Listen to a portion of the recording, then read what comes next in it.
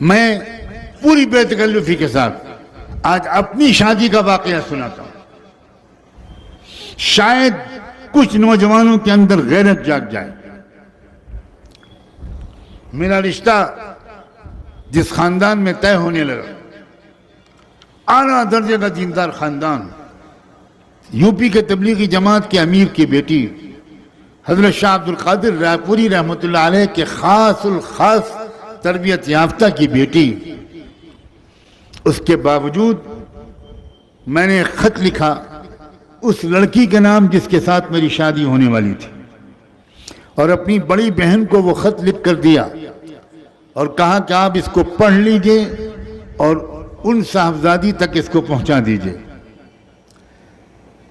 میں نے اس خط میں سلام مسنون کے بعد یہ لکھا کہ میری 3 شادیاں ہو چکی ہیں، اگر چوتھی بیوی بننے کے لیے آپ تیار ہوں تو میں اس رشتے کو منظور کروں گا، اور آپ کے والدین بھی اسی صورت میں اس رشتے کو منظور کریں۔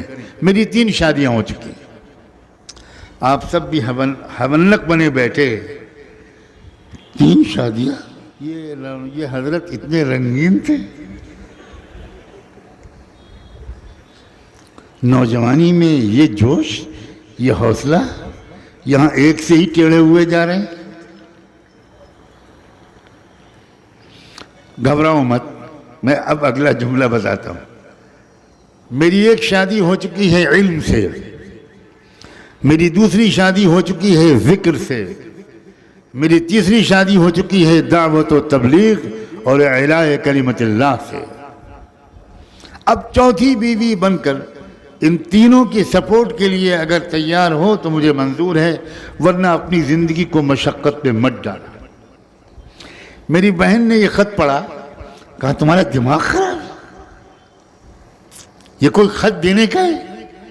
اس طرح لکھا جاتا ہے کہ میری 3 شادیاں ہو چکی۔ میں نے کہا آپ خط پھاڑ کے پھینک دیجئے، میں نے پہلے سے اس کی نقل تیار کر رکھی، آپ نہیں بھیجیں گی؟ میں روز شام کو مرکز جاتا ہوں، لڑکی کے والد صاحب کے ساتھ روزانہ میرے 2-3 گھنٹے گزرتے ہیں، میں انشاءاللہ ان کے ذریعے یہ خط بھجواؤں گا ضرور، کیونکہ میں کلیئر کٹ بات کہنا چاہتا ہوں کہ میری زندگی کا ایک مشن ہے، میری زندگی کا مقصد تیرے دین کی سرفرازی، میری زندگی کا مقصد تیرے دین کی سرفرازی، میں اسی لیے مسلمان، میں اسی لیے نمازی۔ ان کے والد اتنے اللہ والے تھے کہ جس وقت ان کی اہلیہ نے وہ خط ان کے ہاتھ میں دیا اور ان کے والد نے وہ خط پڑھا تو سجدہ شکر میں گر گئے۔ بہت رونے والے انسان تھے، بہت رونے والے انسان۔ مجھے بتایا گیا کہ 10-12 منٹ تک سجدے میں پڑے روتے رہے، شکر ادا کیا اور بلا تکلف اپنی بیٹی کو میرا وہ خط پکڑا دیا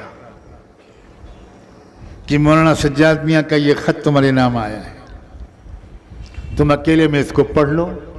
بیچاری بری طرح شرما گئی ہوگی، خط پڑھا